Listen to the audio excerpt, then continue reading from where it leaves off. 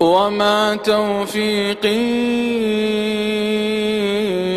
إلا بالله عليه توكلت وإليه أنيب. إن الحمد لله نحمده ونستعينه ونستغفره ونؤمن به ونتوكل عليه ونعوذ بالله من شرور أنفسنا ومن سيئات أعمالنا. من يهده الله فلا مضل له ومن يضلل فلا هادي له. وأشهد أن لا إله إلا الله وحده لا شريك له وأشهد أن محمدا عبده ورسوله. أما بعد فإن أصدق الحديث كتاب الله وخير الهدي هدي محمد صلى الله عليه وسلم وشر الأمور محدثاتها وكل محدثة بدعة وكل بدعة ضلالة وكل ضلالة في النار. قد قال تبارك وتعالى: أعوذ بالله من الشيطان الرجيم. يا أيها الذين آمنوا اتقوا الله حق تقاته ولا تموتن إلا وأنتم مسلمون. يا أيها الناس اتقوا ربكم الذي خلقكم من نفس واحدة وخلق منها زوجها وبث منهما رجالا كثيرا ونساء واتقوا الله الذي تساءلون به والأرحام إن الله كان عليكم رقيبا. يا أيها الذين آمنوا اتقوا الله وقولوا قولا سديدا يصلح لكم أعمالكم ويغفر لكم ذنوبكم ومن يطع الله ورسوله فقد فاز فوزا عظيما. وقال تعالى: لقد رضي الله عن المؤمنين إذ يبايعونك تحت الشجرة فعلم ما في قلوبهم فأنزل السكينة عليهم وأثابهم فتحا قريبا. اللهم صل على محمد وعلى آل محمد كما صليت على إبراهيم وعلى آل إبراهيم إنك حميد مجيد. اللهم بارك على محمد وعلى آل محمد كما باركت على إبراهيم وعلى آل إبراهيم إنك حميد مجيد. அளவில்லா அருளும் நிகரில்லா கிருபையுடைய எல்லாம் வல்ல அல்லாஹ்வுடைய திருப்பெயரால் துவங்குகிறேன்.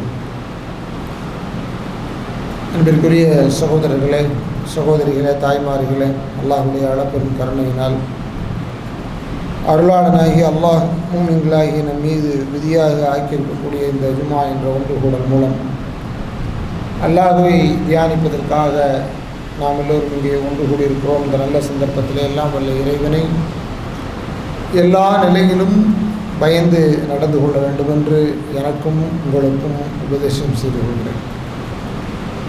அன்பிற்குரிய சகோதரர்களே, சகோதரிகளே, காலத்தினுடைய ஓட்டத்தில் ஹிஜ்ரி ஆண்டில் 1446 முடித்துவிட்டு 47 அடியெடுத்து வைத்து 2வது வாரத்தில் அமர்ந்திருக்கிறோம். காலங்கள் செல்ல செல்ல நம்முடைய ஆயுள் குறைந்து கொண்டே இருக்கிறது. நமக்கான முடிவு அது நம்மில் ஒவ்வொருவரையும் எதிர்கொள்ள இருக்கிற மரணம் என்ற முடிவோ அல்லது இந்த உலகத்திற்கே யுக நாள் ஏற்படும் முடிவோ மிக சமீபித்து கொண்டே இருக்கிறது என்பதை நம்முடைய கவனத்தில் வைக்க வேண்டும். அப்படி கவனத்தில் வைக்கும் பொழுது நம்முடைய அன்றாட வாழ்க்கையில் நாம் இறைவனோடும் இறை மார்க்கத்தோடும் எவ்வளவு நெருக்கமாக தொடர்போடு இருக்கிறோம் என்பதை ஒருமுறை நமக்குள்ளே கேள்வி கேட்டு பரிசீலனை செய்வதற்கு எதுவாக அமையும். எப்பொழுது நாம் வரட்டும் பார்த்து கொள்ளலாம், இன்னும் காலம் இருக்கிறது என்று நினைப்போம் என்றால் நிச்சயமாக அப்படி ஒரு காலம் நமக்கு முன்னால் எழுதி தரப்படவில்லை. அதற்காக எந்த உத்தரவாதமும் இல்லை. காரணம், இனி ஹிஜ்ரி ஆண்டை நாம் எழுதுவதாக இருந்தால் 446 என்று எழுத இயலாது, 47 என்று தான் எழுதியாக வேண்டும்.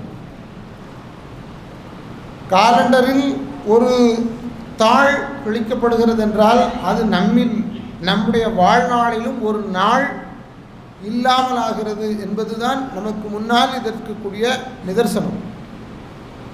இந்த யதார்த்தமான நிதர்சனத்தை உள்வாங்கிக் கொண்டு நாம் நம்முடைய கொள்கை, நம்முடைய சிந்தனை, நம்முடைய எண்ண ஓட்டம், நம்முடைய நம்பிக்கை அதெல்லாம் எப்படி இருக்கிறது என்பதை ஒரு கணம் நம்மை நாமே கேள்வி கேட்க வேண்டிய இடத்தில் இருக்கிறோம். மனிதனுடைய இயல்பு பழையன கழிதலும் புதுவென புகுதலும். புதுசாக எதை பார்த்தாலும் அதை ஏற்றுக்கொள்வதும், அதன் மீது பாசம் காட்டுவதும், அதனை ஆதரிப்பதும், பழையதாக எது இருக்கிறதோ அதை கண்டுகொள்ளாமல் விடுவதும், அதை பார்த்தும் பாராமல் கடந்து செல்வதும் மனிதனுடைய யதார்த்தமான இயல்பு. ஆனால் இஸ்லாமில் கொள்கை என்ற விஷயத்திலே நாம் அப்படி ஒரு தளர்வுக்கு வரவே முடியாது. நமக்கு எப்பொழுதும் அது பழையதும் புதியதும் அன்றும் இன்றும் ஒன்றுதான். காலத்தால் எவ்வளவு புதுமைகள், புதிய சித்தாந்தங்கள், புதிய நவீனவாதிகள் உருவாகி வந்துவிட்டாலும் நமக்கு இருக்கும் கொள்கை ஆதம் அலைஹிஸ்ஸலாம் அவர்கள் என்ன சொன்னார்களோ அதுதான் கொள்கை. நூஹ் அலைஹிஸ்ஸலாம் அவர்கள் எதை சொன்னார்களோ அதுதான் கொள்கை. இப்ராஹிம் அலைஹிஸ்ஸலாம் அவர்கள் எதனை சொன்னார்களோ அதுதான் கொள்கை. அதை அனைத்தையும் முழுமைப்படுத்தி இறுதியாக முஹம்மது ஸல்லல்லாஹு அலைஹி வஸல்லம் அவர்கள் நம்மை இன்று தெளிவான ஒரு பாதையிலே விட்டு செல்கின்றார்களே அதுதான் நம்முடைய கொள்கை. இது ஒவ்வொரு காலகட்டத்திலும் நமக்கு முன்னால் கேள்விக்கும் பிரச்சனைக்கும் ஆளாகி கொண்டே இருந்திருக்கிறது. வரலாறு நெடுகிலும் இருந்திருக்கிறது. ஆனால் நாம் தான் பல நேரங்களில் நாம் சரியாக இருக்கிறோமா, சரியான வழியில் தான் நடந்து கொண்டு இருக்கிறோமா, ஒருவேளை நாளை மலக்குல் மௌத் நம்மை அவர் பிடியில் அழைத்து சென்று விட்டால் நாம் சொர்க்கத்து ஆளாக இருப்போமா, அல்லது அது கிடைக்காத ஒரு துர்பாக்கியமான சூழ்நிலைக்கு ஆளாகுமா என்பதுதான் நமக்கு முன்னால் இருக்கக்கூடிய மிக முக்கியமான கேள்வி. நான் வரலாற்றில் ஒரு சில தகவல்களை சொல்லிவிட்டு உங்களுக்கு ஒரு சில உண்மைகளை சொல்ல ஆசைப்படுகிறேன். அன்பிற்குரியவர்களே, ஹிஜ்ரத் நடைபெற்றதனால் இஸ்லாம் இன்று உலகம் முழுக்க சென்றது. ஹிஜ்ரத்துடைய வாயில் இன்று வரையிலும் உலகத்தில் அடைக்கப்படவில்லை. லா ஹிஜ்ரத் பஅத ஹாதா, இதுக்கு பிறகு ஹிஜ்ரத் கிடையாது அப்படின்னு நபிகள் நாயகம் ஸல்லல்லாஹு அலைஹி வஸல்லம் சொன்ன வார்த்தை எங்கன்னா மக்காவில் நின்று கொண்டு, மக்காவுடைய வெற்றிக்கு பிறகு இனி இங்கிருந்து ஹிஜ்ரத் கிடையாது அப்படின்னு சொல்லிட்டாங்க. ஆனால் அந்த மண்ணிலிருந்து இஸ்லாமை காப்பாற்றணும்னு வெளியே போக வேண்டிய அவசியம் இருக்காது. ஆனால் அது அல்லாத வேறு உலகத்தின் எப்பகுதியில் இருந்தாலும் இஸ்லாமை காப்பாற்ற வேண்டும் என்ற ஒரு நிலை வந்தால், நாம் முஸ்லீமாக வாழ வேண்டும் என்ற ஒரு தேவை, அழுத்தம், நிர்பந்தம் ஏற்பட்டால் அந்த ஒன்றிற்காக நாம் இருக்கும் இடத்தை துறந்து செல்ல வேண்டிய நிலைமை எப்பொழுதும் நம்ம ஒவ்வொருவருக்கும் வரலாம். இதை நாம் நம்முடைய மனதில் ஆழமாக அழுத்தமாக ஹிஜ்ரி 1447 வருடத்தில் பதிவு வைத்துக் கொள்ள வேண்டும். வருஷம் 1447 வருஷம் கடந்துருச்சு ஹிஜ்ரத் பண்ணி. ஆனால் இன்னைக்கு வரைக்கும் அந்த ஹிஜ்ரத்துடைய தேவை எல்லா காலம் இருந்து கொண்டு இருக்கிறது. ஆனால் அந்த ஹிஜ்ரத் பண்ணி முஸ்லிம்கள் ஒரு வலுவான நிலையை அடையும் நிலைதான் மதீனத்து வாழ்க்கை. அதில் பல போரை பார்த்துட்டாங்க, வலுவான ஒரு கூட்டம் வந்துருச்சு. வந்த பிறகு உம்ரா செய்வதற்குத்தான் நபிகள் நாயகம் ஸல்லல்லாஹு அலைஹி வஸல்லம் அவர்களும் அவருடைய தோழர்களும் மக்காவை நோக்கி வருகிறார்கள். ஹுதைபியா என்ற இடத்திலே அவர்கள் தங்குகிறார்கள். அங்கே இருந்து அவர்களுடைய தூதராக உஸ்மான் இப்னு அஃபான் ரலியல்லாஹு அன்ஹு அவர்களை உள்ளே அனுப்புகிறார்கள். உள்ளே தூதராக போன உஸ்மான் இப்னு அஃபான் மக்காவில் இருந்து திரும்பவில்லை. இது ஹுதைபியா உடன்படிக்கை, அதன் வரலாறு எல்லாம் நம்மிலே அநேகமானவர்களுக்கு நன்றாக தெரியும். எனவே நான் அதனை விரிவாக பேசவில்லை. இந்த நிகழ்வை சுருக்கமாக ஒரு செய்தியாக உங்களுக்கு சொல்கிறேன். உள்ளே போகிறார் தூதர், வெளியே வரவில்லை, கொலை செய்யப்பட்டு விட்டார் என்ற செய்தி பரவுகிறது. நபிகள் நாயகம் ஸல்லல்லாஹு அலைஹி வஸல்லம் அவர்கள் ஒரு ஆட்சி தலைவராக, மதீனத்து ஆட்சி தலைவராக, விசுவாசிகள் அனைவருடைய தலைவராக, வழிகாட்டியாக, அல்லாஹ்வுடைய தூதராக அங்கே ஒரு முடிவெடுக்க வேண்டிய நெருக்கடிக்கு ஆளாகிறார். உஸ்மானுக்கு உள்ள என்ன நிகழ்ந்தது என்பது தெரியாது. என்ன நிகழ்ந்தாலும் சரி, நம்மிலே யாரும் பின்வாங்கக்கூடாது. இதான் இங்கே எடுக்கக்கூடிய மிக முக்கியமான உடன்படிக்கை. என்ன வந்தாலும் சரி தெரியுமா, மரணமே நமக்கு வந்தாலும் சரி, நாம் இந்த நிலையில் இருந்து பின்வாங்கக்கூடாது. யாரெல்லாம் என்னிடத்திலே உடன்படிக்கை எடுக்கிறீர்கள் என்று அவ்வளவு பேரையும் உடன்படிக்கை எடுக்கிறாங்க. ஜுபைர் ரலியல்லாஹு அன்ஹு இந்த ஹதீஸை அறிவிக்கிறாங்க, சொல்றாங்க கானு அல்ஃபு வர்புமியத் அஷ்ஹாஸ். அன்றைக்கு எவ்வளோ பேர் இருந்தாங்க தெரியுமா? 1400க்கும் மேற்பட்டவர்கள் இருந்தார். 1400 பேர்கள் கொண்ட ஒரு பெருங்கொண்ட குழு உம்ராவிற்காக மதீனா நகரத்திலிருந்து மக்காவுக்குள் செல்கிறது. அறிவிப்பின்றி செல்லக்கூடிய ஒரு செல்லுதல் தான் அது, ஒரு வழிபாட்டிற்கான பயணம் தான். அதில் தடை செய்யப்படுகிறார்கள். அங்கேயே நபிகள் நாயகம் ஸல்லல்லாஹு அலைஹி வஸல்லம் இருந்து ஒரு உடன்படிக்கை எடுக்கிறார்கள்.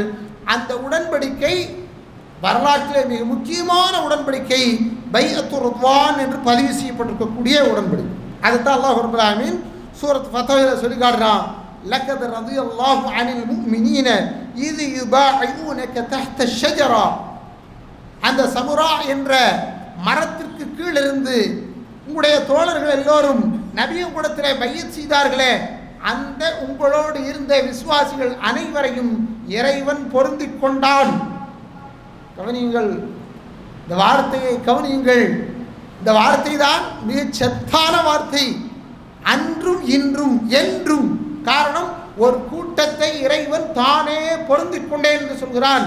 அப்படி பொருந்திக் கொண்டவர்கள் இறைவனுடைய அற்பொருத்தத்தை ஆயுளில் இந்த உலகத்திலேயே பெற்றுவிட்டவர்கள்.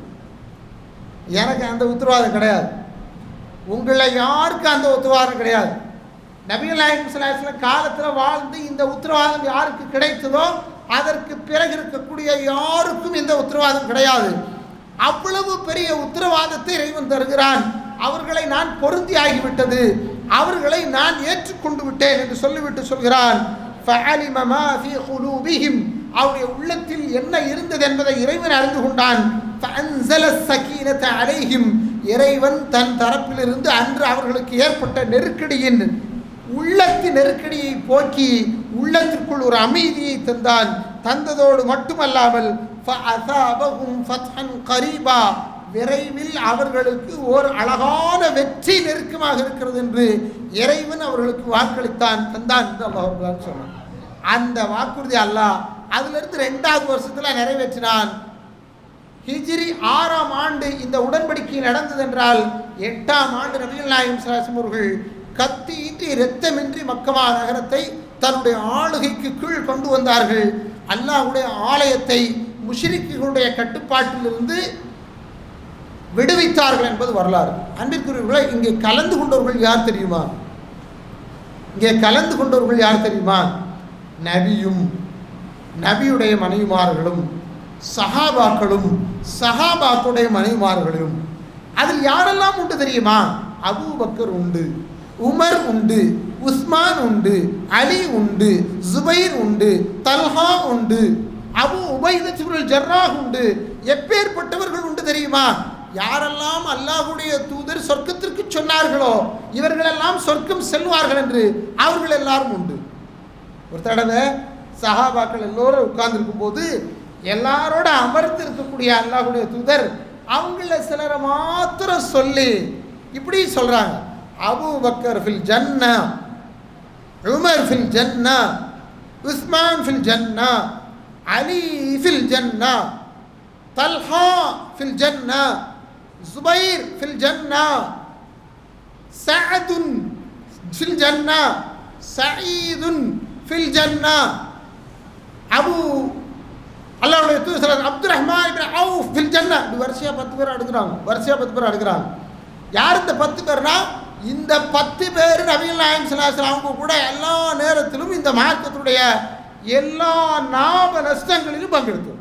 அதில் முதல் ஆள் யார் அப்படின்னா அபூபக்கர் ரலியல்லாஹு அன்ஹு. கவனிக்கணும், அதில் முதல் ஆள் யாருன்னா அபூபக்கர் ரலியல்லாஹு அன்ஹு. இந்த உலகத்தில் வரலாற்றில் அல்லாஹ்வுடைய தூதர் தனக்கு அடுத்து என்ன காரியமெல்லாம் இஸ்லாமில் இருக்குமோ அது அவ்வளோத்துலேயும் முன்னுரிமை ஒருத்தருக்கு கொடுத்துருப்பாங்கன்னா அது அல்லாஹ்வுடைய தூதர் ஸல்லல்லாஹு அலைஹி வஸல்லம் அவங்க அபூபக்கர் தான் கொடுத்தாங்க.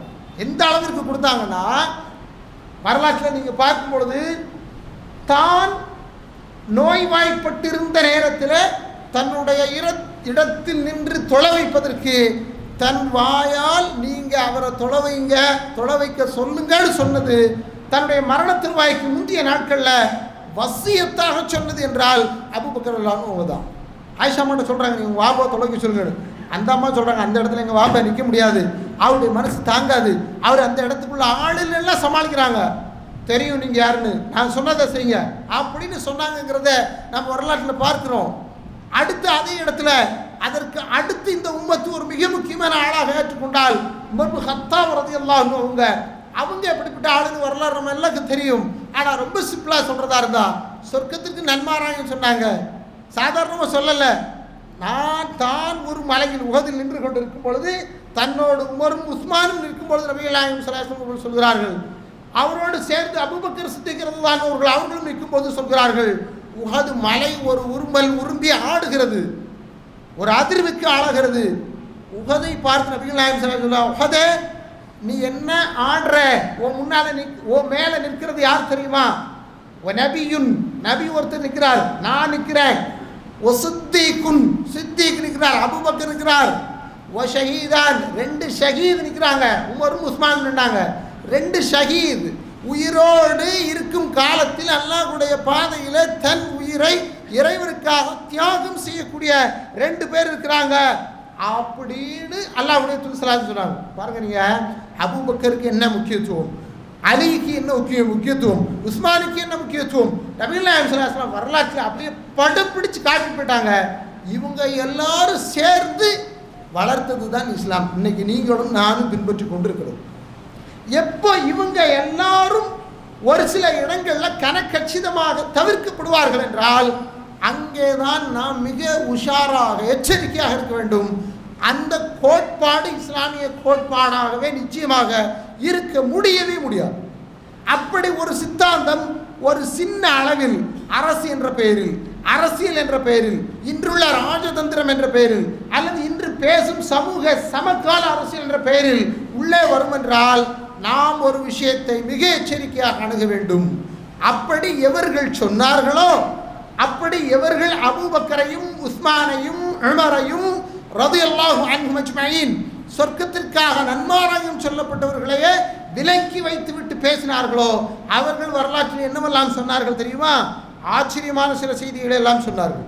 குர்ஆனுக்கு அவங்க இந்த உலகத்தில் சொன்ன மிக முக்கியமான விளக்கங்களில் ஒன்று, உலகமே அறிய இது தப்பு அப்படின்னு சொன்ன விளக்கம் கவனத்தில் கொள்ளுங்க. அல்லாஹ் குர்ஆன் சொல்றான், வஜஅல்னா லில் முத்தகீன இமாமா. குர்ஆன்ல ஒரு வசனம் சூரத் ஃபுர்கான்ல, ரப்பனா ஹப் லனா மின் அஸ்வாஜினா வ ذُرِّيَّاتِنَا قُرَّةَ أَعْيُنٍ வஜஅல்னா லில் முத்தகீன இமாமா. அல்லாஹ் குர்ஆன்ல விசுவாசிகள் இப்படி துஆ செய்வாங்க அப்படின்னு சொல்றான். என்ன அர்த்தம் அதுக்கு? இறைவா எங்களுக்கு எங்களுடைய மனைவி மக்கள் மூலம் கண் குளிர்ச்சியை தா அப்படின்னு துவா செஞ்சுட்டு அந்த துவாவோடு சேர்ந்து வஜஅல்னா லில் முத்தகீன இமாமா, எங்களை முத்தகீன்களுக்கு இமாமாக ஆக்கு அப்படின்னு தோணும். இந்த துவா ரொம்ப பெரிய பொருளடங்கிய துவா.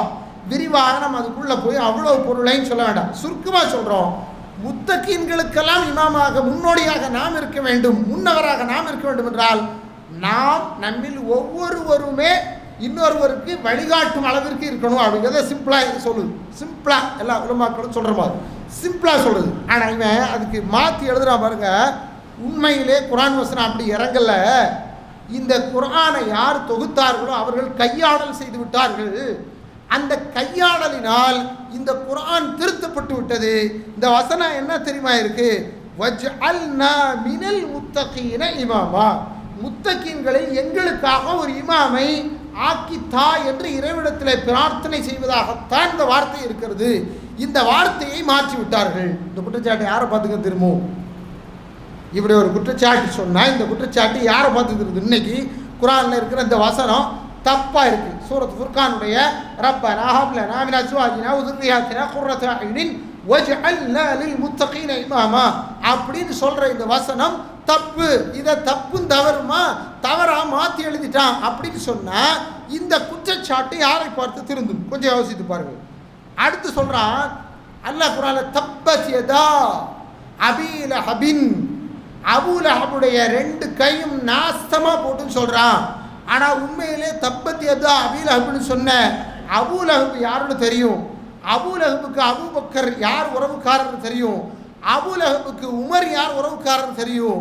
மக்காவில் அவருடைய வலது கையாவும் இடது கையாவும் இவங்க இருந்தாங்க, இவங்க 2 பேர் நாசமா போட்டுன்னு அல்லாஹ் குர்ஆன்ல சொல்றான் அப்படின்னு ஒரு வியாக்கியானம் சொல்றவங்க நீங்க என்ன சொல்லுவீங்க?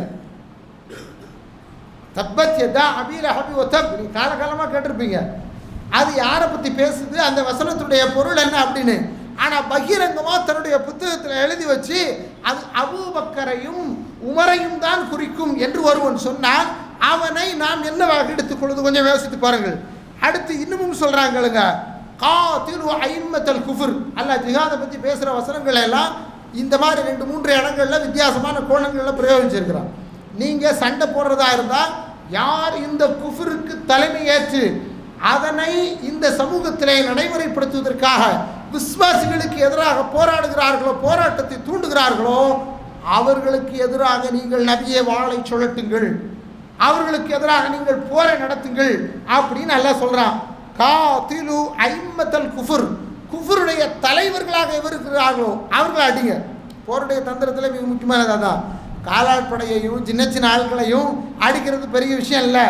யார் அதுக்கு மெயின் கமாண்டட் அண்ட் ஃபோர்ஸாக இருப்பாங்களோ அவங்கள தட்டணும். தட்டுனா போரே இல்லாமல் ஆகிரும், போரே இல்லாமல் ஆகிரும்.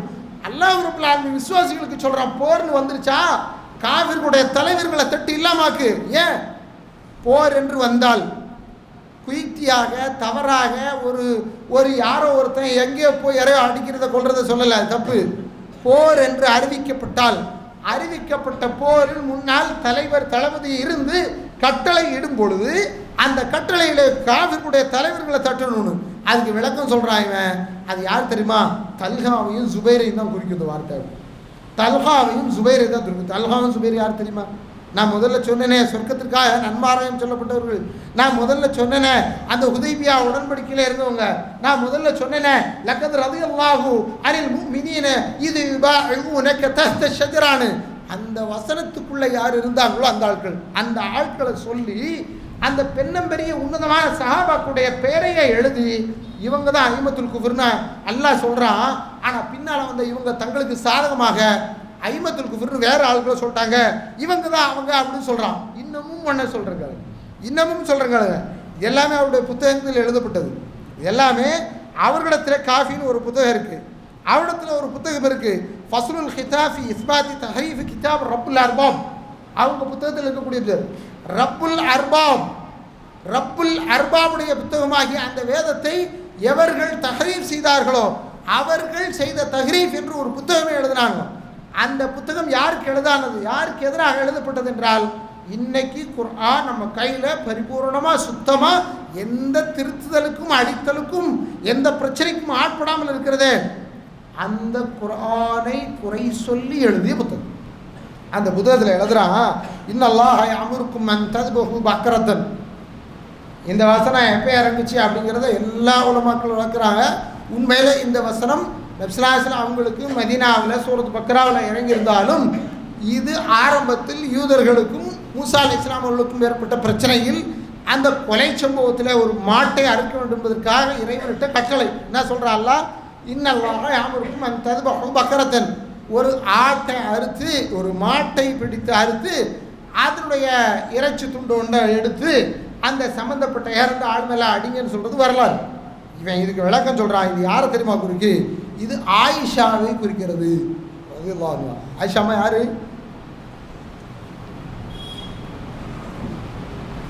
ஒரு முறை நபி நாயகம் ஸல்லல்லாஹு அலைஹி வஸல்லம் அவங்களுக்கு ரொம்ப விருப்பமான சஹாபி. அவர் அல்லாஹ்வுடைய தூதர் என்னையும் விரும்புகிறேன்னு சொல்ல மாட்டாங்களா அப்படின்னு சொல்கிறதுக்காகவே வந்து கேட்டார். அல்லாஹ்வுடைய தூதர், இந்த உலகத்தில் உங்களுக்கு ரொம்ப விருப்பமான ஆள் யார்? நபி நாயகம் ஸல்லல்லாஹு அலைஹி வஸல்லம் சொன்னாங்க, ஆயிஷா. கவனிங்க, ஆயிஷா. ஆயிஷா அம்மாவுக்கு சிறப்பு கூறுகள் சாதாரணமான சிறப்பு கூறுகளாக வரலாற்றில் இல்லை, நிறைய இருக்குது. ஆயிஷா அம்மாவுக்கும் ஃபாத்திமா அம்மாவுக்கும் அடிக்கடி வீட்டுக்குள்ளே சண்டை வந்துக்கிட்டே இருக்கும். ஏன்னா 2 பேரும் ஒத்த வயசு, 2 பேரும் வயசால் நெருக்கமானவங்க. இவங்க சின்னம்மா, அவங்க மக, இருந்தாலும் வயசால் நெருக்கங்கிறதுனால சண்டை வந்துகிட்டே இருக்கும். நபி ஸல்லல்லாஹு அலைஹி வஸல்லம் பல தடவை ஃபாத்திமாவை ஒரு கோணத்தில் திருப்திப்படுத்துவாங்க, ஆயிஷாமாவை ஒரு கோணத்தில் திருப்திப்படுத்துவாங்க. ஆயிஷாமாவை திருப்திப்படுத்தினதில் ஒரு செய்தி என்ன தெரியுமா? இன்றைக்கி இந்த உலகத்தில் உனக்கு கணவனாக இருக்கிறன்னா மறுமையிலே உனக்கு கணவனாக இருக்கணும்னு விரும்புறீல்ல அப்படின்னு இருக்கான். நான் இருப்பேன் அப்படின்னு சொன்னாங்க. கவனிக்கணும், நான் இருப்பேன் அப்படின்னு சொன்னாங்க. என்ன அர்த்தம்? ஆயிஷாமாக்கு அல்லாஹ்வுடைய தூதர் எதை நற்செய்தி சொல்கிறாங்க? அல்லாஹ்வுடைய தூதர் ஆயிஷாமாக்கு எதை நற்செய்தி சொல்கிறாங்க? சொர்க்கம், அதில் நான் இருப்பேன், அங்கே எனக்கு மனைவியாக யார் இருப்ப? நீ இருப்பேன்னு சொல்கிறாங்க. அந்த ஆயிஷாவை பார்த்து ரலியல்லாஹு அன்ஹா நரகத்தில் கட்டி நாளை விடுவான் அல்லாஹ். அந்த பக்ரா, அந்த பசுமாடு தான் ஆயிஷா அப்படின்னு ஒருத்தன் தன் புத்தகத்தில் எழுதி வச்சுருந்தா அவனை நீங்கள் என்னன்னு சொல்லுவீங்க? அன்பிற்குரியவர்களே, இன்னைக்கு நம்ம சமுதாயம் எங்கே போகுதுன்னே தெரியாமல் சில பயணத்தை நோக்கி பயணிச்சுட்டு இருக்கு. நமக்கு ரொம்ப வருத்தமாக இருக்குது. அடிப்படை கொள்கை சார்ந்த அறிவு, அதனுடைய புரிதல், இதில் யார் வழி வழியாக இந்த கொள்கையை கொண்டு வந்தார்கள், அதற்கு அடிப்படையாக யார் உலமாக்களாக இருந்தார்கள் கவனிக்கணும். கியாமத்துடைய அடையாளங்களில் ஒன்று நபி ஸல்லல்லாஹு அலைஹி வஸல்லம் சொன்னது உலமாக்கள் அல்லாஹ் தூக்கிடுவான்னு. உலமாக்கள் யார் தெரியுமா? அல்லாஹ்வுடைய தூதர் போன பிறகு இந்த சமுதாயத்தில் முதல்ல அலி அபூபக்கர், அடுத்து உமர், அடுத்து உஸ்மான், அடுத்து யாரெல்லாம் அந்த இடத்தை நிறை செலுத்தினாங்களோ அவங்க எல்லாரும் போக போக போக கியாமத் நெருங்கும். அவங்க இருக்க கியாமத் கொஞ்சம் தள்ளி போகும். அவங்களுடைய புத்தகங்கள்லாம் கூட எழுதப்பட்டு பின்னால் அது எல்லோருடைய கைகளிலும் கிடைக்கப்பட்டுறலாம், இன்னைக்கு குர்ஆன் கிடைச்ச மாதிரி. ஆனால் அவங்க இல்லாமல் போனால் இல்மை இல்லாமல் போயிடும். இன்னைக்கு என்ன தெரியுமா நடந்து போச்சு? இவங்க எல்லாரையும் காஃபிரா சொல்லக்கூடிய ஒருத்தன் இன்னைக்கு ஹீரோவாக மாறிக்க. நம்ம ஆளுகள் எதுக்கு ஹீரோவாக மாறினா தெரியுமா? ஒன்றுக்கும் இல்லை. நம்ம ஆளுகள் ஆச்சரியம், ஏமாளிகளில் இப்படியான ஏமாளிகள்லாம் இருப்பாங்களான்னா ஆச்சரியமாக இருக்குது. தன்னுடைய ஸ்டேட்டஸ் பேஜில் வைக்கிறான், தன்னுடைய ஃபேஸ்புக்கில் வைக்கிறான், தன்னுடைய ட்விட்டர் பேஜில் வைக்கிறான், தன்னுடைய இன்னும் பிற எல்லா தளங்களையும் பாரு பெத்தாப்பா. ஒன்றும் இல்லை, போன வாரம் ஒரு ஹேர் கட்டிங்காக சாதாரணமாக ஒரு ஒரு ஒரு தலை சரி பண்ணுறதுக்காக சிகை அலங்காரத்துக்காக போயிருந்தேன். 2 சகோதரர் பேசியிருக்காங்க. அது ஒரு சகோதரன் என்கிட்ட சொல்கிறான், மாஷா அல்லாஹ் பெத்தாப்பா என்ன அடிக்கிறார் பாருங்க, சூப்பர், இப்படி இருக்கணும் முஸ்லீம் அப்படிங்கிறான். பெத்தாப்பா வரலாறு தெரியுமாப்பா அப்படின்னு கேட்டேன். அந்த பெத்தாப்பா அமைப்பில் இருக்கக்கூடிய ஒரு சகோதரன் அங்கே இருக்கிறான். இங்கே நம்ம முஸ்லீம்னு சொல்லி நம்ம சமூகத்தில் இருக்காங்க இல்லையா, அந்த 2 பேர் ஒருத்தர் பார்க்க முகம் அப்படி சுருங்கிருச்சு. ஏன்னா என்ன நினைக்கிறாங்க அப்படின்னா, யூதனை அடிச்சுட்டா ஒரு ஈரானி, இப்படி தான் சொல்லணும். யூதனை அடிச்சுட்டா ஒரு ஈரானி. ஒரு முஸ்லீமுடைய பார்வை இந்த பார்வை தான். ஒரு அஹ்லு சுன்னா வல் ஜமாத்தில் இருக்கக்கூடிய ஒருத்தருடைய பார்வை இதுதான். என்ன, ஒரு இஸ்ரவேலனை அடிச்சுட்டா ஒரு ஈரானி, இவ்வளோதான். ஒரு யகூதி அடிச்சுட்டா முஸ்லீம் இல்லை. அந்த பார்வை தப்பான பார்வை. அந்த பார்வை வர்றதுனால தான் என்ன சொல்ல தோணுது நம்ம ஆட்களுக்கு, பாருங்க அரபு நாடெல்லாம் அமைதியாக இருக்குது, இருந்துட்டு போட்டும், உனக்கு என்ன பிரச்சனை, நீ உன் பக்கத்தில் இருக்க பிரச்சனையை பார்க்க தயார் இல்லையா? அரபு நாடுகள் வந்து பாருங்க, பெரிய பெரிய தாடி வச்சிருக்கிறான், தொப்பி வச்சிருக்கிறான், அவன்லாம் கூட தாக்கல, இவர் ஆட்கள்லாம் தாக்கிட்டாங்க பாருங்க. இங்கே அதற்கு அந்த இடதுசாரி சிந்தனைகளும் அல்லது வேறு சிந்தனைகள் உள்ளவர்களும் இதை மாதிரி ஒன்று இருக்குமா அப்படின்னு சொல்லி தூக்கி பிடிக்கிறாங்க. பிடிச்சதோட நம்ம ஆட்கள் அப்படி நாடி நரம்பு புடைக்க, லா இலாஹ இல்லல்லாஹ் முஹம்மது ரசூலுல்லாஹ். அவர் யார் தெரியுமா? அவர் யார் தெரியுமா? அவர் தான் இந்த செய்தியெல்லாம் சொன்னவர். இப்போ நான் சொன்னேனே, இது எல்லாத்தையும் சொன்னதும் எழுதி வச்சதும் இதை அத்தனையையும் ஆரம்ப காலத்திலிருந்து இன்னைக்கு வரைக்கும் பின்பற்றி கொண்டு இருக்கக்கூடியது நம்பக்கூடியது பேர்கள். எவ்வளவு மோசமான கொள்கையில் இருக்கக்கூடிய கொஞ்சம் யோசிச்சு பாருங்க. அலி ரலியல்லாஹு வேண்டுமா? அலி ரலியல்லாஹுடைய வாரிசாக 12 இமாம்கள் வருவாங்களா, அவங்க 2 பேரும், அவங்க அந்த 12 பேரும் வேணுமா? அந்த 12 பேர் கையில் இருந்து ஹிலாஃபத்தை பறிச்ச அபூபக்கர் துரோகியாம் காஃபிராம், அதற்கு அடுத்து வந்து ஒரு துரோகியாம் காஃபிராம், அதற்கு அடுத்து வந்து ஒரு துரோகியாம் காஃபிராம். ஏன்னா அவங்க எல்லாரும் அலிக்கு வர வேண்டிய ஹிலாஃபத்தை பறிச்சிட்டாங்களாம். நான் சொன்னது வெறும் 3 வசனம் தான் அவங்களுக்கு. அவங்க எழுதி வச்ச வசனங்களை எல்லாம் பார்த்தா அல்லாஹ்வுடைய தூதருக்கே தந்த ரிசாலத்தை மறித்து அவங்களுக்கு தான் போகணும், அதை இவங்க மாற்றிட்டாங்கன்னு சொன்ன வசனங்களை எல்லாம் எடுத்தா ஆச்சரியமாக இருக்கும் உங்களுக்கு. இவ்வளவு மோசமாக குர்ஆனையும் அதன் வசனங்களையும் சுன்னாவையும் அதன் வார்த்தைகளையும் திரித்து மாற்றி எழுத முடியுமா என்று அப்படி சொல்லி ஒரு கூட்டம் எங்கிருந்து வாழ்ந்தது தெரியுமா? அல்லாஹ்வுடைய தூதர் ஸல்லல்லாஹு அலைஹி வஸல்லம் அவங்க போன பிறகு அலி ரலியல்லாஹுடைய ஆட்சி காலத்தில் அவருக்கு நாங்கள் சப்போர்ட் பண்ணுறோங்கிற பேரில் ஷிஅத்து அலி, அலியினுடைய ரசிகர் மன்றம், பார்ட்டி, கட்சி என்று உருவான கூட்டம் தான் இன்னைக்கு வரைக்கும் இவ்வளோ பெரிய கலகம் பண்ணிட்டு இருக்கு. இன்னும் சொல்கிறேன் கேளுங்க, உலகத்தில் இன்னைக்கு எங்கே குண்டு வெடிப்பு நடந்தாலும் சரி, உலகத்தில் எங்கே தீவிரவாதம் நடந்தாலும் சரி, உலகத்தில் எங்கே வன்முறை ஏற்பட்டாலும் சரி, அந்த வன்முறை, கலகம், தீவிரவாதம் அத்தனைக்கு பின்னாலே இந்த ஆளுடைய கைகள் இருக்கு. ஏன்னா இவங்களுடைய சிந்தனை, இவங்களுடைய எண்ணம், இவங்களுடைய போக்கு எல்லாமே ஆட்சியாளர்களுக்கு எதிராக போராடுறது, அமைதியை குலைப்பது, நிம்மதியான சமூகத்திற்கு மத்தியில் இஸ்லாமை எப்படி சொல்ல வேண்டுமோ அதை மாற்றிவிட்டு வேறொரு வழியில் கொண்டு வரும். நீங்கள் அதில் ஒன்றை தான் இங்கே பார்க்கலாம். தமிழ்நாட்டில் இஸ்லாமிய அரசுன்னு ஒரு புத்தகம் எழுதப்பட்டு உங்களுக்கு தெரியுமா? தெரியாது. நம்மளை நிறைய பேர் தெரியாதனால தான் இன்றைக்கி வந்த காமேனிக்கு நாம் என்ன செய்கிறோம், கொடி பிடிக்கிறோம். இவனுக்கு முன்னால் உள்ள ஒரு ஆள் தான் கொமைனி. அந்த ஆளுதின புத்தகம் தான் இஸ்லாமிய அரசு ஹுக்குமா இஸ்லாமியா. அபூபக்கருக்கும் உமருக்கும் அங்கே இடமே கிடையாது, ரலியல்லாஹு அன்ஹு. இடமே கிடையாது. ஏங்க இஸ்லாமிய அரசு பேசுகிறதா இருந்தால் அந்த 2 பேரை தவிர்த்துட்டு பேச முடியுமா? துஸ்தூர், இன்னைக்கு நான் கையில் வச்சிருக்கிறது துஸ்தூர் அல் இஸ்லாம், இஸ்லாமுடைய கான்ஸ்டியூஷன், இஸ்லாமுடைய அரசியல் சாசனம். இந்த அரசியல் சாசனத்தை முதல்ல புத்தக வடிவு தந்து உலகத்துக்கு தந்தவர் யார் தான்?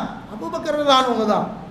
வகியை சொல்லி செவி வழியில் கேட்ட ஒரு உம்மத்தை இந்த உலகத்தில் விட்டுட்டு போனாங்க நபிகள் நாயகம் ஸல்லல்லாஹு அலைஹி வஸல்லம். அந்த உம்மத்தை தட்டி எழுப்பி இந்த உம்மத்திற்கு இதுதான் நம்முடைய தஸ்தூர்னு கொண்டு வந்தவர் அபூபக்கர் ரலியல்லாஹு. அதுக்கு அடுத்து அதனை நடைமுறைப்படுத்துவதற்கு 10 வருஷம் கடுமையான உழைப்பை கொடுத்தவர் உமர் பின் கத்தாப் ரலியல்லாஹு. எவ்வளோ பெரிய சேவை பண்ணினாங்க அப்படின்னு வரலாற்றில் பார்த்தா ஆச்சரியமாக இருக்கும். அவங்கள காஃபிர்னு சொல்லக்கூடிய ஒரு கூட்டம் நமக்கு இன்னைக்கு முஜாஹிதாகவும் போராளியாகவும் தெரியுதுன்னா நாம் ஏமாற்றப்படுகிறோம். நல்லா விளங்கிக்கோங்க. அடிக்கப்படக்கூடிய கஸாவாசிகளுக்கெல்லாம் அவங்க அடிக்கலை. அப்படி அடிச்சிருந்தா 50,000 உயிர் போகிறதுக்கு முன்னால் நினைச்சிருக்கணும், அடிச்சிருக்கணும். அப்படியெல்லாம் அடிக்கலை. அவங்க நாட்டுக்குள்ளே புகுந்து அவங்களுடைய மொசாத் மூலமாக அவங்களுடைய தலைவர்களில் சிலரை குறிவைத்து தாக்கிய பிறகுதான் நாங்களும் தாக்குகிறோம் என்று பின்னாலும் தாக்குறத இவங்க எல்லாருக்கும் பெரிய அண்ணனாக இருந்தவர் அமைதியாக கொஞ்சம் அவனும் அடிபட்டுருக்கான்லாம் அடிச்சுட்டு போட்டுமே அவனுக்கு என்ன அப்படின்னு சொல்லி கொஞ்சம் தாக்குறதுக்கு விட்டான். இப்போ 2 பேரும் ஒன்று தாண்டா. நீ இங்கேருந்து மதீனாவில் உட்கார்ந்து யூதனாக இருந்த நீ உருவாக்கி விட்ட அப்துல்லா இப்னு சபாவுடைய வழியில் வந்தாண்டா அவன். அந்த குரூப், அந்த இஸ்னா ஷரியா, அந்த 12 இமாமை பின்பற்றக்கூடிய மக்களுக்கும் உனக்கும் சண்டை வேண்டாம்ப்பா. அவனை உருவாக்குறவன் நீ, உருவாக்கப்பட்டவன் அவன், சண்டை போடுறவன் வேணாம், அஹ்லுசுன்னாவில் இருந்துட்டு போட்டுன்னு ரொம்ப அமைதியாக கூலாக என்ன செஞ்சுட்டாங்க, அமைதியாக போர் நிறுத்தத்துக்கு வந்துட்டாங்க. அன்பிற்குரியவர்களே, நாம் நம்முடைய கொள்கையை, நம்முடைய அடிப்படையை நம்ம எங்கேருந்து எதை பின்பற்றணும் அப்படிங்கிறத எல்லா காலமும் படிக்க கடமைப்பட்டிருக்கோம்.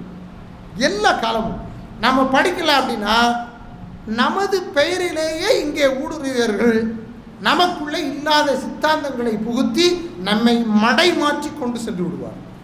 நம்ம சொர்க்கத்துக்கு போகிறத விட்டுட்டு அல்லாஹ்வுடைய தூதருடைய பாதையில் பயணிக்கிறத விட்டு சஹாபாக்கள் உன்னதமான முன்மாதிரிகளாகி அவர்களை முன்னால் நிறுத்துறதை விட்டுட்டு யார் யாரோ இந்த சமுதாயத்தில் ஹீரோக்களாக மாறிவிடுவார். அந்த ஒரு இழிவான நிலை இந்த சமுதாயத்துக்கு வரக்கூடாது. கொள்கையை பேசுவோம், பேசிக்கிட்டே இருப்போம், பேசுகிறதா இருந்தால் படிப்போம், படித்துக்கொண்டே இருப்போம். அதை நம்முடைய நாடி நரம்பெல்லாம் உள்ளே ஏற்றி இதுதான் எங்களை சொர்க்கத்திற்கு சேர்க்குங்கிற நல்ல நம்பிக்கையை நமக்குள்ள வளர்த்துக்கொள்வோம். பாரக்கல்லாஹு லி வ லக்கும் ஃபில் குர்ஆனில் அஸீம் வ நஃபஅனி வ இய்யாக்கும் பிذிக்ரில் ஹக்கீம். அகூலு மா தஸ்மஊன அஸ்தக்ஃபிருல்லாஹ லி வ லக்கும் வ லிஸாஇல் முஸ்லிமீன ஃபஸ்தக்ஃபிருஹு மின் குல்லி ذنب இன்னஹு ஹுவல் கஃபூருர் ரஹீம்.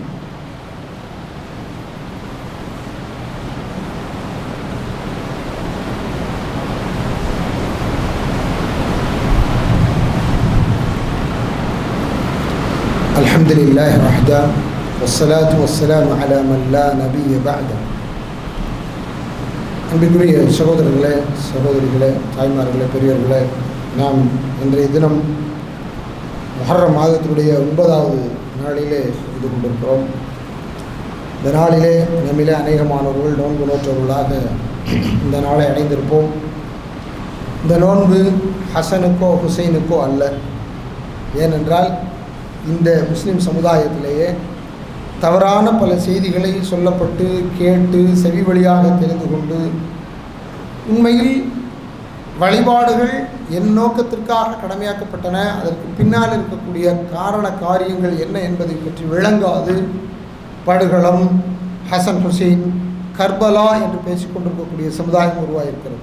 உண்மையில் நான் பேசக்கூடியது நபிகளார் ஸல்லல்லாஹு அலைஹி வஸல்லம் அவர்கள் மதீனாவிலே யௌமுன் நஜா, மூசா அலைஹிஸ்ஸலாம் அவர்கள் ஃபிரௌனிடமிருந்து காப்பாற்றப்பட்ட நாள் என்ற பெயரிலே 10ஆம் நாள் நோன்பை அவர்கள் நோற்க, அந்த நோன்பை நோற்க எங்களுக்கு ஆக தகுதி இருக்கிறது என்று சொல்லிதான் நீங்கள் 10ஐ நோற்றீர்கள் என்றால் உங்களுக்கு மாறு செய்யும் விதம் நாங்கள் அந்த நோன்பை விட மாட்டோம், அதோடு சேர்த்து ஒரு நோன்பை பிடித்து ஒன்றை இரண்டாக இறைவனுக்காக நிறைவேற்றுவோம், நாங்கள் நன்றி செலுத்துவோம் என்று நபி நாயகம் ஸல்லல்லாஹு அலைஹி வஸல்லம் அவர்கள் இந்த நோன்பை நடந்திருக்கிறார்கள்.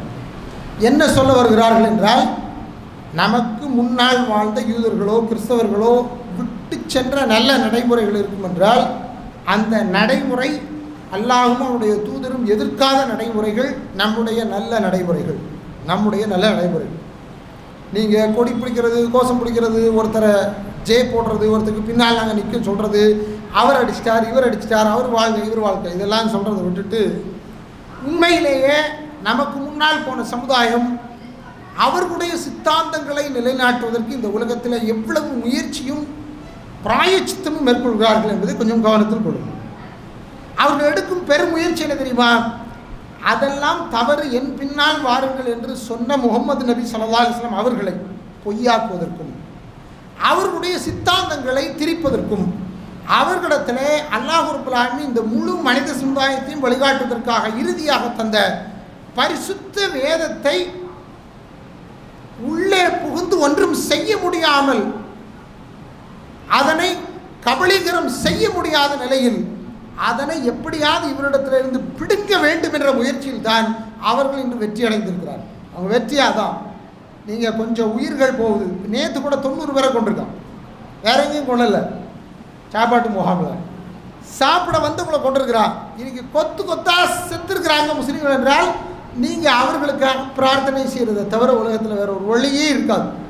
எப்படி மக்காவில் நபி ஸல்லல்லாஹு அலைஹி வஸல்லம் கண்ணு முன்னால் கொலை செய்யப்பட எல்லா சூழலும் இங்கே சாதகமாக இருந்து கொலையும் செய்யப்பட்ட நிலையில் இருந்த யாசர் ரலியல்லாஹு அன்ஹு அவங்க வீட்டு மாவும் சுமையார் ரலியல்லாஹு அன்ஹு சொன்ன வார்த்தை தான், யாசரோட குடும்பத்தாரே, இன்னமா இதுக்கு ஜன்னா, அல்லாஹ் உங்களுக்கு சொர்க்கத்தை வாக்களிச்சிருக்கிறான், என்னால் ஒன்றும் செய்ய முடியாதுன்னு சொன்னான். எங்கே மக்கள் கவனியுங்கள், இதான் அல்லாஹ்வுடைய தூதருடைய ஆரம்ப கால வாழ்க்கை. முதல் 13 ஆண்டு கால வாழ்க்கை ஹிஜ்ரத்துடைய வாசல் அடைக்கப்படவில்லை, விளங்கிக் கொள்ளுங்கள். ஹிஜ்ரத்துடைய வாசல் அடைக்கப்படவில்லை. இஸ்லாமை காப்பாற்றன்னா விரண்டோடன்னா ஓடித்தாலும், அதுக்கப்புறம் அல்லாஹ் ஒரு பவர், ஒரு சக்தியை தந்தானா இந்த உலகத்தை ஆளும் வல்லமை முஸ்லீம்களுக்கு கிடைக்கும். ஆனால் ஹிஜ்ரத்துக்கு தயாரில்லாத ஒரு மனிதர்கள், இந்த நாளில் நம்ம விளங்க வேண்டிய ஒன்று தான், ஹிஜ்ரத்துக்கு தயாரில்லாத மனநிலையில் இருக்கக்கூடிய முஸ்லீம்களால் ஒரு காலமும் இந்த காலத்தில் இந்த உலகத்தில் வெற்றி பெற முடியாது. இதை எழுதி வச்சுக்கோங்க.